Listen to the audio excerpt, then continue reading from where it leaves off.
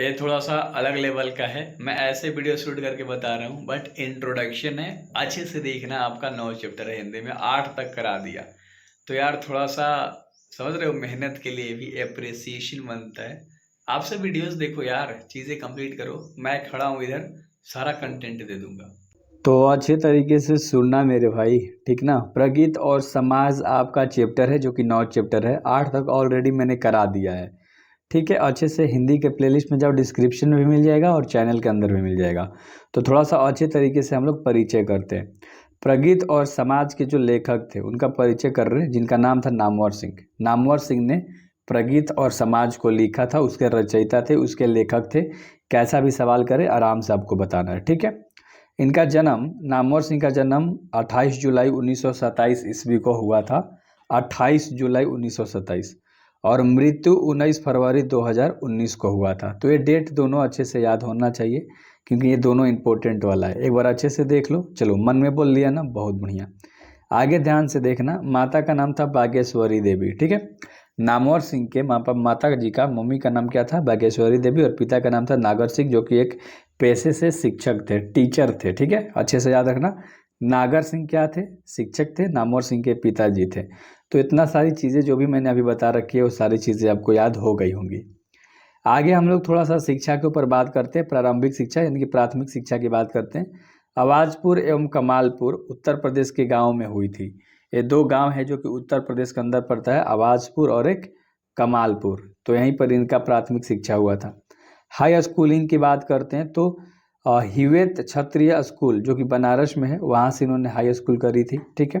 मतलब 10th करा था, बोर्ड करा था, इतना याद रखना। हिवेत क्षत्रिय स्कूल बनारस से।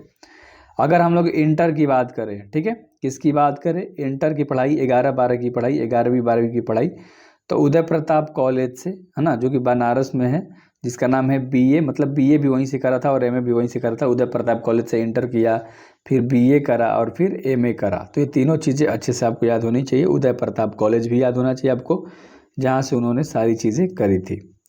यहाँ पर बीएचयू से क्रमशः उन्होंने 1949 और 1951 में करा था बीएचयू।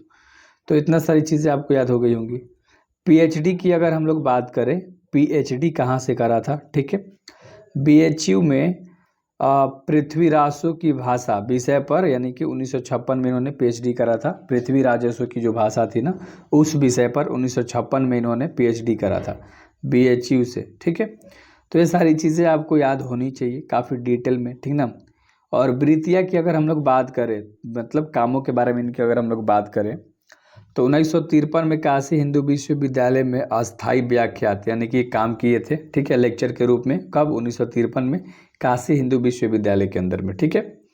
अगला पॉइंट है कि 1959 से 1960 में सागर विश्वविद्यालय में असिस्टेंट प्रोफेसर, यानी 1 साल असिस्टेंट प्रोफेसर के रूप में इन्होंने काम किया था। 1959 से लेके 60 तक, सॉरी, 59 से 60, ठीक है।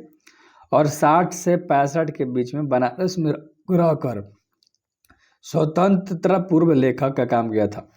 मतलब लिखने के काम पे निर्भर हो गए थे 1960 से 1965 तक। अगला पॉइंट है जनयुग, यानी कि साप्ताहिक, दिल्ली में संपादक और राजकमल प्रकाशन में साहित्य सलाहकार के रूप में भी थे, ठीक। और एक छोटा सा अगला भी पॉइंट है, सारा इंपॉर्टेंट, उतना इंपॉर्टेंट नहीं है, ठीक ना, टेंशन मत लो। ऊपर जो मैंने करा रखा वो सारे इंपॉर्टेंट है, और ये सभी देख लोगे तो काम करेगा ही, अच्छे से याद रहेगा। तो क्योंकि हिंदी है यार, याद हो ही जाएगा।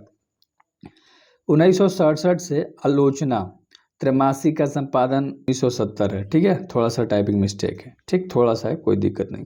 और अगला पॉइंट है, देख लो, 1974 में जवाहरलाल नेहरू विश्वविद्यालय दिल्ली के भारतीय भाषा केंद्र में हिंदी प्रोफेसर के पद पर नियुक्ति हुई थी, ठीक है।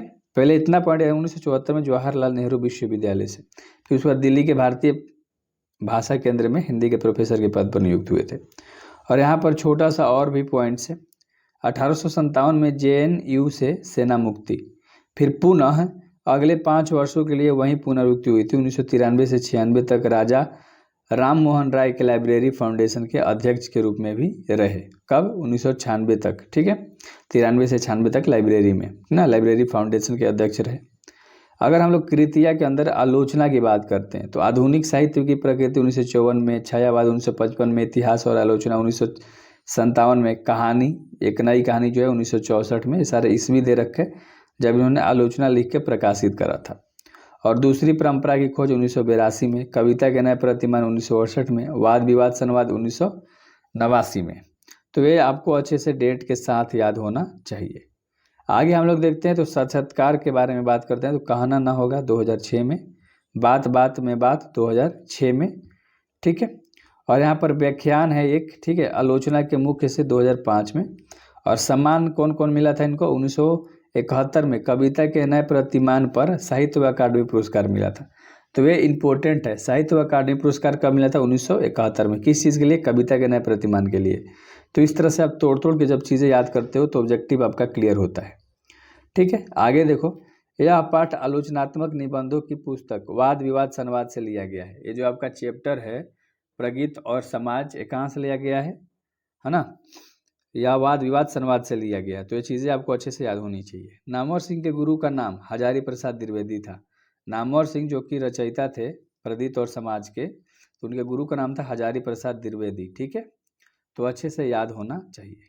और आगे की वीडियोस में आपको मिल जाएगा सारांश, ठीक है, जो कि 5 नंबर में पूछा जाता है। तो अच्छे से जो भी मैंने इंट्रोडक्शन बताया वो आपको याद होना चाहिए।